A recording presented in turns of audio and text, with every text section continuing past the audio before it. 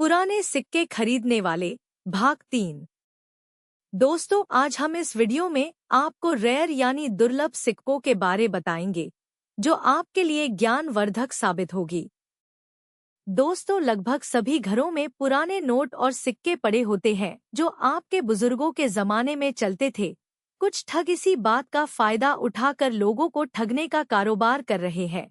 इसके बारे हम आपको पुराने सिक्के खरीदने वाले भाग 1 और 2 में बता चुके हैं।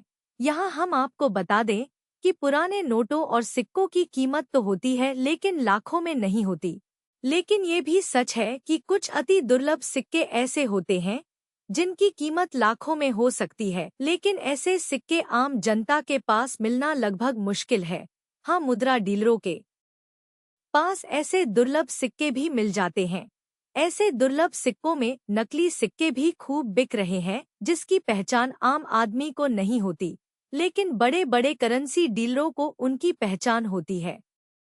आम तौर पर लोग 50 से 100 साल पुराने सिक्कों को रेयर यानी दुर्लभ समझते हैं, लेकिन ऐसा नहीं है। भले ही आपके पास 100 साल पुराना सिक्का हो, उसे आप प्राचीन मुद्रा तो कह सकते हैं, लेकिन दुर्लभ नहीं कह सकते।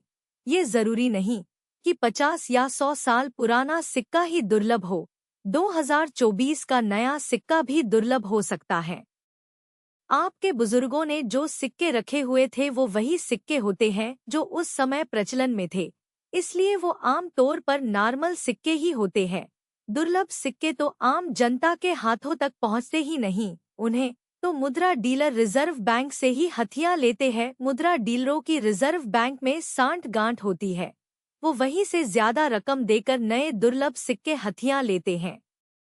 मिसाल की तौर पर आपको बता रहे हैं कि आज से 33 वर्ष पूर्व भारत सरकार ने 1 रुपया का कागज का नोट छापना बंद कर दिया था, लेकिन सन 2015 में मोदी सरकार ने फिर से 1 रुपया के नोट छापना शुरू कर दिया, जो सन 2015 से लेकर सन 2020 तक यानी 6 साल तक छपते रहे और उसके बाद उनकी छपाई फिर से बंद कर दी गई। आप ही बताओ, क्या 6 साल तक छपे 1 रुपए के नोट आपके पास पहुँचे? अगर नहीं पहुँचे तो वो कहाँ गए? अगर आपका किसी बैंक में आना जाना है तो आप वहां के अधिकारियों से 1 रुपए का एक बंडल मांग कर देखिए, जवाब मिलेगा कि हमें तो 1 रुपए का नोट देखने को भी नहीं मिला, आपको कहां से दें। अब हम आपको बताते हैं कि आखिर वो नोट कहां गए। मान लीजिए अगर वो 1 रुपए के बंडल आपके लोकल बैंक तक पहुंच जाते और आप बैंक में जाकर एक बंडल की मांग करते, जिसकी 1 रुपए वाले 100 नोट के एक बंडल की कीमत 100 रुपए बनती है, और बैंक वाले आपसे मजाक में भी उस बंडल के 110 रुपए मांग लेते, तो आप उनसे झगड़ा और उनकी शिकायत करने पर उतारू हो जाते और कहते कि आप नोट ब्लैक में बेच रहे हो। अगले दिन समाचार पत्रों में भी खबर छपती कि बैंक वाले ब्लैक में नोट बेच रहे हैं। वहीं डीलरों ने वही 1 रुपए के बंडल रिजर्व बैंक से मिली भक्त करके 300 से 500 रुपए प्रति बंडल की दर से हथिया लिए, जिसकी कीमत मात्र 100 रुपए थी। यानी डीलरों ने 3 से 5 गुना अधिक देकर वो बंडल हथिया लिए, जिसे उन्होंने 700 से लेकर 1000 रुपए प्रति बंडल बेचना शुरू कर दिया। और सन 2020 के बाद 1 रुपए के नोटों की छपाई फिर से बंद होने पर वही बंडल 2000 से 3000 तक बिकने लगा। आप अमेज़न और शॉप क्लू जैसी ऑनलाइन साइट्स से भी जितने चाहो 1 रुपए के नोट के बंडल महंगे दाम पर ले सकते हैं, लेकिन बैंक में ये नोट देखने को भी नहीं मिलते। अब आप ही बताओ कि नया नोट भी दुर्लभ बन गया या नहीं। अब हम आपको बता रहे हैं कि आखिर दुर्लभ सिक्के कहते किसे हैं।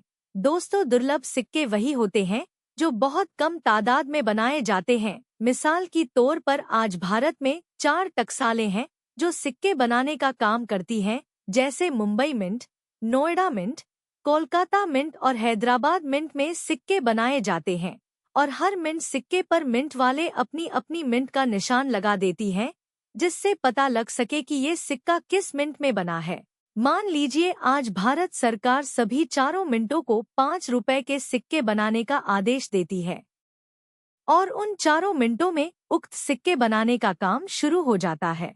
और किसी कारणवश किसी एक मिनट में 5 या 10,000 सिक्के बनाने के बाद काम रुक गया, इसका चाहे कोई तकनीकी कारण रहा हो या सरकार ने ही रोक दिया हो, और बाकी की 3 मिनटों में सिक्के बनते रहे। ऐसे में जिस मिनट में थोड़े सिक्के बनाने के बाद काम रुक गया, उस मिनट का वो सिक्का दुर्लभ हो जाएगा, जबकि बाकी की 3 मिनटों के सिक्के नॉर्मल माने जाएंगे, क्योंकि 140 करोड़ आबादी वाले देश में अगर सबके हाथ तक एक एक सिक्का भी थमाना हो तो 140 करोड़ सिक्कों की जरूरत पड़ेगी। ऐसे में 5 या 10,000 की तादाद में बने सिक्के सबके हाथ तक नहीं पहुंच सकते और मुद्रा डीलर ऐसे मौके की तलाश में नजरें गड़ाए बैठे होते हैं।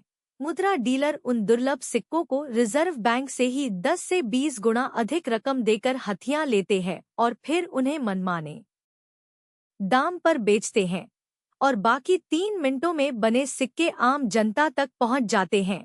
यही बात पुराने सिक्कों पर भी लागू होती है, इसलिए घर में पड़े पुराने सिक्के भी लगभग नॉर्मल सिक्के ही होते हैं, क्योंकि ये वही सिक्के हैं जो उस समय चलन में थे। लेकिन हजारों में से कोई सिक्का दुर्लभ भी हो सकता है।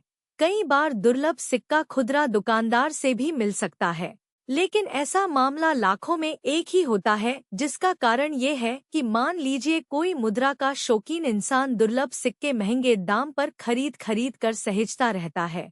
एक दिन उसकी मौत हो जाती है, उसके बाद वो सिक्के उसके बच्चों के हाथ लगते हैं, लेकिन उन्हें पता नहीं होता कि उसके पिताजी ने ये सिक्के महंगे दाम पर खरीद कर सहेजे थे और उनकी मार्केट कीमत क्या है। ऐसे में वो उनको आम सिक्के समझकर खुदरा मार्केट में ही चला देते हैं, लेकिन दुकानदार को भी उसकी कीमत पता नहीं होती। किसी दिन वो सिक्का चलते चलते किसी मुद्रा डीलर तक पहुंच सकता है। मुद्रा डीलर तुरंत उसे सहेज लेगा और महंगी कीमत पर बेच देगा, लेकिन ऐसा मामला लाखों में एक ही होता है। दोस्तों, अब आप समझ गए होंगे कि दुर्लभ सिक्के क्या होते हैं। अगर आपको हमारी वीडियो पसंद आई हो तो इसे लाइक और शेयर करें और हमारे चैनल को सब्सक्राइब करें। हम ऐसी वीडियो आपके लिए लाते रहेंगे। वीडियो देखने के लिए आप सबका धन्यवाद।